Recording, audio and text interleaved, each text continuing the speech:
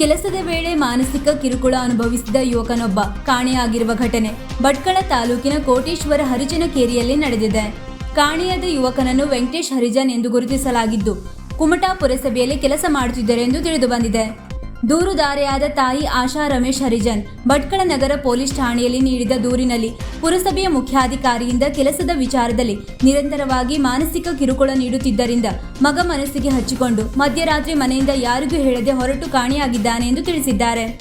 ಮಗ ನಾಪತ್ತೆಯಾಗಿರುವ ಮೊದಲು ಪುರಸಭೆಯ ಅಧಿಕಾರಿಯ ವಿರುದ್ಧ ಪತ್ರವೊಂದನ್ನು ಬರೆದಿಟ್ಟು ಹೊರಟಿರುವ ಪ್ರಕರಣಕ್ಕೆ ಹೊಸ ತಿರುವು ನೀಡಿದೆ. ಈ ಸಂಬಂಧ ಭಟ್ಕಳ ನಗರ ಪೊಲೀಸ್ ಠಾಣೆಯಲ್ಲಿ ಪ್ರಕರಣ ದಾಖಲಾಗಿದ್ದು, ಯುವಕನ ಶೋಧ ಕಾರ್ಯ ಮುಂದುವರೆದಿದೆ.